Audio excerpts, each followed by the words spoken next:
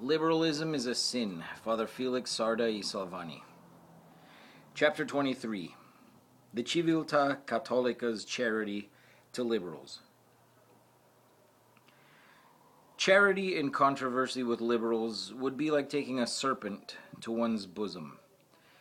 It would be as if one embraced some loathsome, contagious disease with the foolish notion that to court it would secure immunity from its fearful ravages. Notwithstanding the plain common sense of the situation and the memorable warning of our Lord that he who loves the fire shall perish in it, some foolish Catholics join with the liberals in their cry for a magnanimous display of charity on our part when we wage war against them.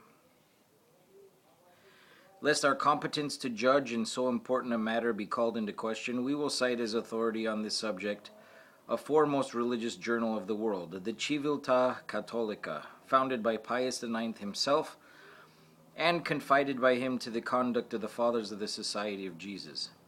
The Civiltà, never suffering an instant of repose to Italian liberalism, has often been reproached for its want of charity toward the liberals. Replying to these pharisaical homilies on the measure of charity due them, the Civiltà published a delightfully humorous and at the same time solidly philosophical article, some passages of which we here transcribe for the consolation of our liberals, and those tainted Catholics who make common cause with them in decrying ultramontane methods. Quote, De Maistra said that the Church and the Pope have never asked anything but truth and justice for their cause. On the other hand, the liberals, no doubt on account of the horror they naturally entertain for truth, and above all for justice, are always demanding charity. For more than a dozen years have we on our part been witness to this curious spectacle given us by the Italian liberals. With tears in their eyes, they never cease imploring our charity. Their importunities have at last become insupportable. They have lost all sense of shame, supplicatingly in the press, in verse, in their brochures, in their journals, in public and private letters, anonymous and pseudonymous, directly or indirectly, they beg us for the love of God to show them some charity. They beseech us not to give them over to the ridicule of their neighbors, not to expose them to an inspection so detailed, so minute, their sublime writings not to be so obstinate in subjecting their glorious exploits to such a strong searchlight, to close our eyes and our ears to their blunders, their solecisms, inconsistencies, their lies, their calumnies, their obscurities, in a word, to let them live in peace. By this edifying conversion to the love of mendicancy, the liberals have imitated another not less celebrated and not less edifying conversion, that of a rich miser to the virtue of almsgiving.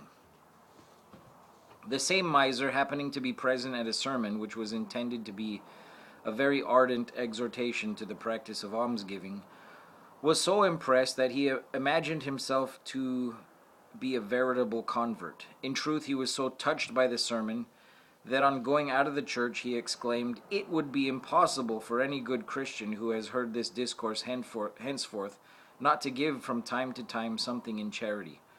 And so it is with our liberals. After having shown, according to the measure of their means, by their acts and their writings, that they have a love for charity equal to the devil's for holy water, when they hear it spoken of, they suddenly remember that there exists in the world a thing called charity, which might on certain occasions prove very profitable to them. So they show themselves distractedly enamored with it, and vociferously demand it from the Pope, bishop, clergy, religious, journalists, and everybody, even from the editors of the Civiltà. It is curious to follow all the excellent reasons they offer in their own favor. To believe them, it is not in their own interest at all that they hold such a language. Heavens, no. When they speak thus, it is entirely in the interest of our holy religion, which they cherish in their heart's core, and which suffers so much from our very uncharitable manner of defending it. They even speak in the interest of the reactionaries themselves, and especially, who would believe it, in the interest of the editors of the Civiltà Cattolica.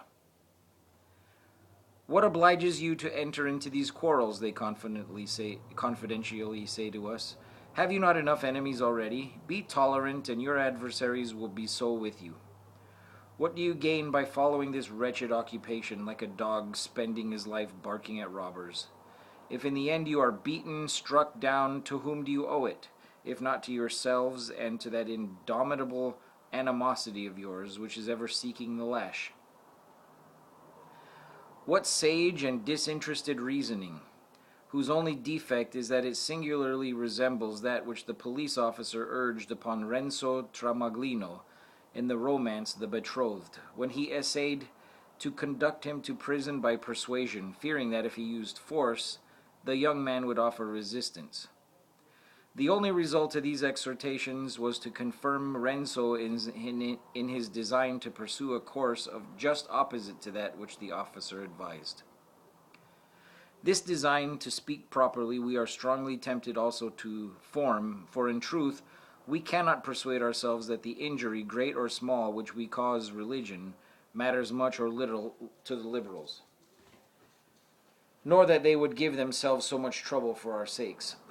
We are persuaded, on the contrary, that if the liberals really believed that our manner of acting were hurtful to religion or to ourselves, they would carefully refrain from adverting to it, but rather encourage it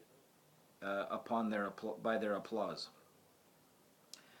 We even conclude that the zeal which they show in our regard, and their reiterated prayers to us to modify our style, are the surest signs that religion suffers nothing from our methods, and moreover that our writings have some readers, which is always some slight consolation to the writer. But as many of them, the liberals, continue to beg, and as they have recently published a little book at Perugia entitled What Does the Catholic Party Say?, which they devote entirely to a demand upon the Civiltà Cattolica for charity, it will be useful in beginning this 15th series of our review to confute once more the old objection with the old answers. It will be in fact a great charity, not such indeed as the liberals beg of us, but one truly very meritorious, the charity of listening to them with patience for the 100th time.